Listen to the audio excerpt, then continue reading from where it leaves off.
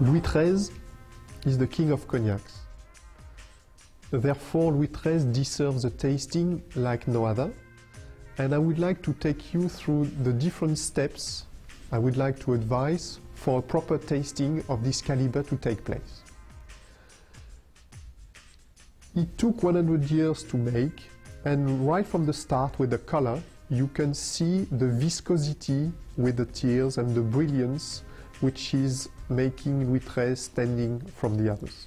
Once you've taken this step, you're now ready to actually look at the first nose of Louis XIII. And here my piece of advice is to approach the tasting with what I call restrained desire. That is to say, obviously this is a rare moment and one should be really willing to experience all the aromas at stake, but at the same time, please respect what is going to be tasted, and to do that, try to smell the glass from a distance. You will see very rare and delicate notes, and you will be able to notice the incredible lift of aromas that Louis XIII can offer.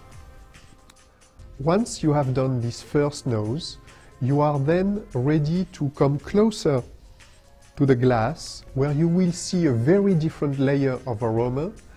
It was delicate to start with. Here you have a real fruitiness starting to express itself.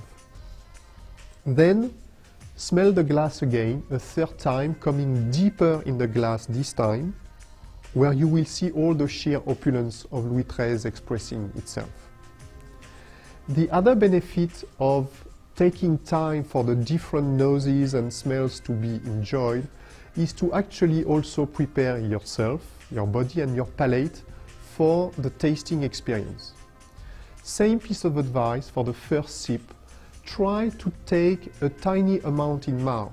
Try even to simply wet your lips to crush one drop of Louis XIII.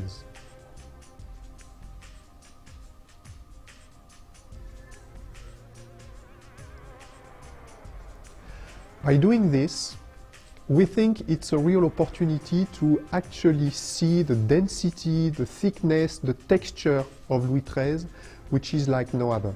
It's coating the palate, it's actually impossible to escape, moving everywhere in the palate, even with such a tiny amount.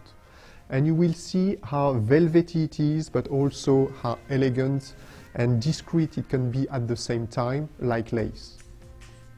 Having performed this step, you are then prepared, your palate is perfectly protected to take a proper sip and enjoy all the wave of flavors that Louis XIII can offer.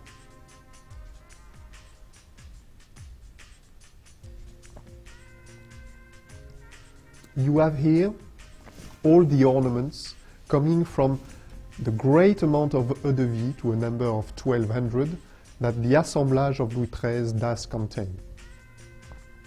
Once you have experienced this, you are then obviously able to enjoy, sip by sip, all the dimensions, all the layers of flavors that can be seen in Louis XIII.